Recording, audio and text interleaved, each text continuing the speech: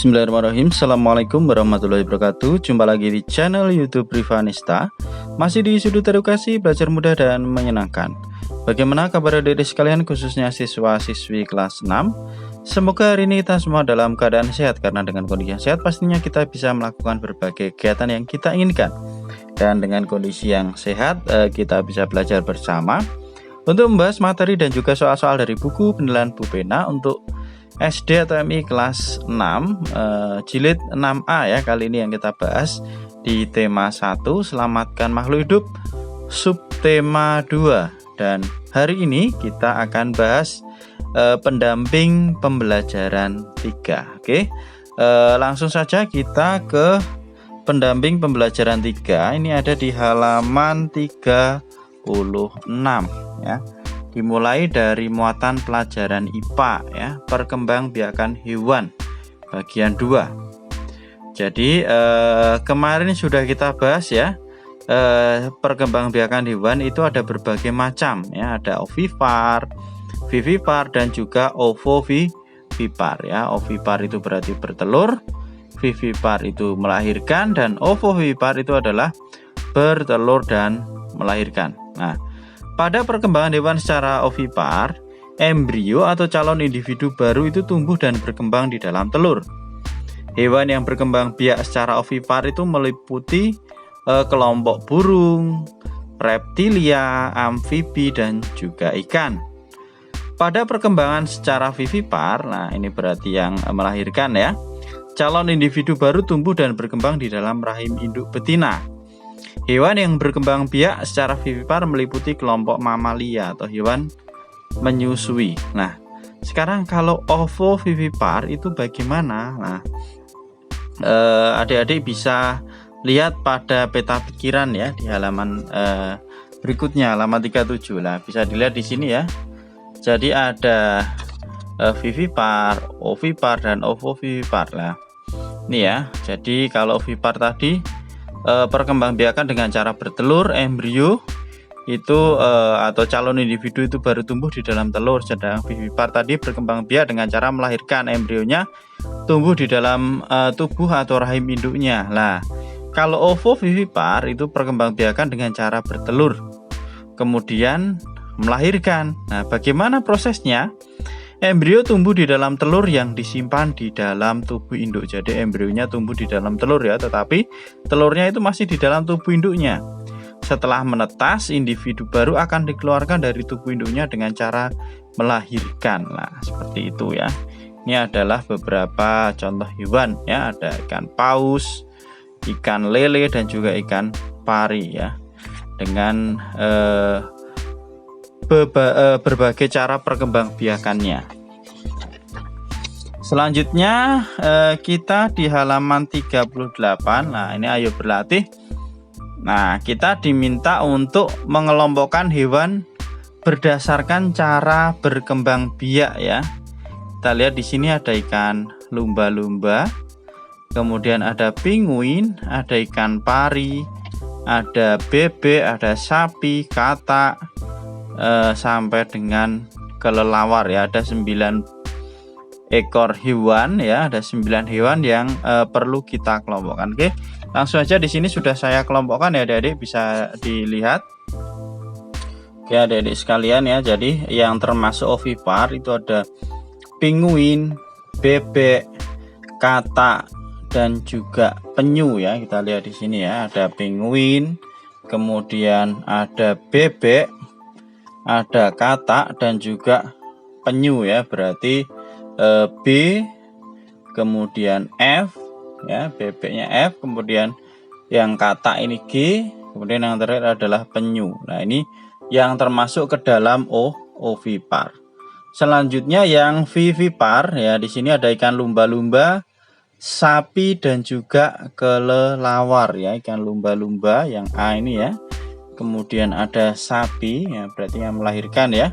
Kemudian ada satu lagi yaitu kelelawar. Nah, sisanya ini berarti yang ovovivipar ya, yaitu bertelur dan melahirkan, yaitu ada ikan pari dan juga ikan hiu ya. Ikan pari yang ini ada di sekalian yang C, kemudian ikan hiunya ini yang D. Nah, Tuh, jadi sudah kita kelompokkan ya ke dalam 3 golongan, yaitu yang bertelur, melahirkan, dan juga bertelur dan melahirkan. Itu adik-adik sekalian ya untuk muatan IPA. Sekarang kita lanjutkan ke muatan bahasa Indonesia ya, tentang bagaimana cara membuat peta pikiran berdasarkan ide pokok laporan. Nah, ini ya ada langkah-langkah untuk membuat peta pikiran berdasarkan ide pokok laporan. Nah, yang pertama dengan membaca laporan secara seksama, kemudian mencatat setiap kata kunci yang terdapat dalam laporan, dan yang ketiga adalah membuat daftar ide pokok setiap paragraf. Ingat, untuk mempermudahnya kita bisa menggunakan kata tanya 5W1H atau adik Simba ya. Apa, di mana, kapan, siapa, mengapa, dan bagaimana untuk menemukan gagasan utama dan informasi dari laporan. Oke adik-adik sekalian, di sini ayo berlatih ya.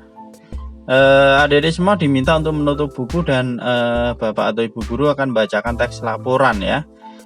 Kemudian semua kelompok diminta untuk menyimak. Jadi mungkin adik-adik bisa minta bantuan orang tua untuk membacakan sambil didengarkan ya. Oke, saya bacakan terlebih dahulu. Rusa bawean. Hewan yang mempunyai tanduk tidak hanya kerbau, banteng, dan kambing, tetapi rusa juga merupakan hewan bertanduk. Rusa bawean jantan dewasa mempunyai sepasang tanduk bercabang 3. Tanduk rusa berfungsi untuk melindungi diri dari musuh. Habitat atau tempat hidup asli rusa bawean adalah di Pulau Bawean. Makanan rusa berupa buah, dedaunan, ranting, kulit kayu, dan pucuk-pucuk semak pohon muda.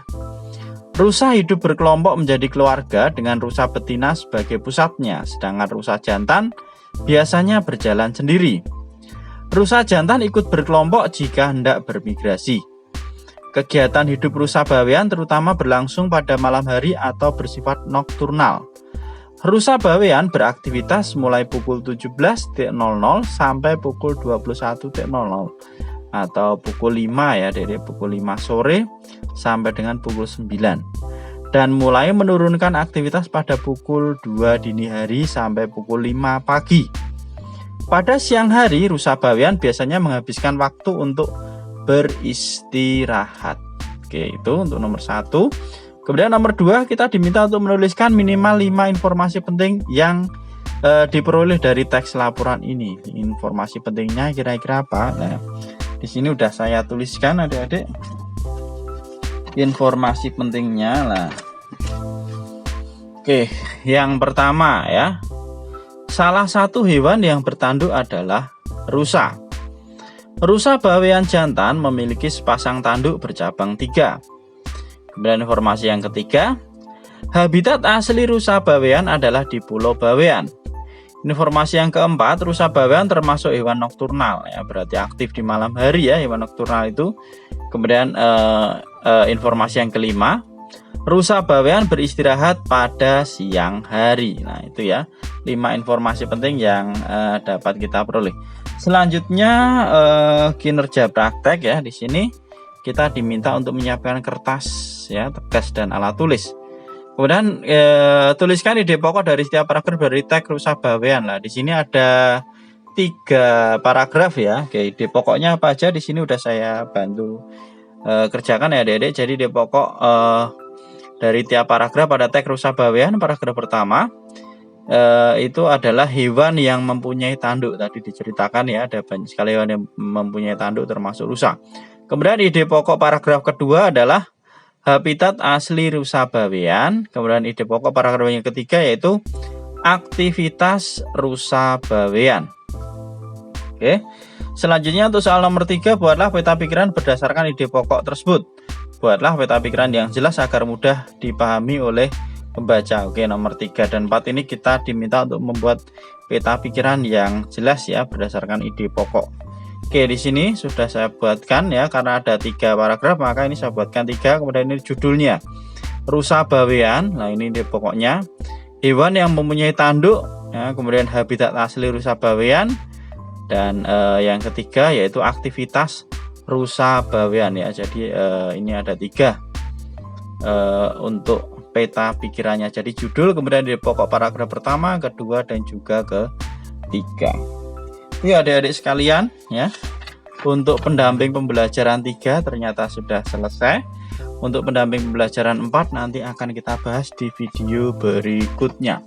Terima kasih sudah meluangkan waktu untuk belajar bersama. Mohon maaf apabila ada kekurangan. Silakan pertanyaan atau saran bisa dituliskan di kolom komentar untuk kita diskusikan bersama-sama. Dan saya rasa cukup sekian. Saya akhiri. Assalamualaikum warahmatullahi wabarakatuh.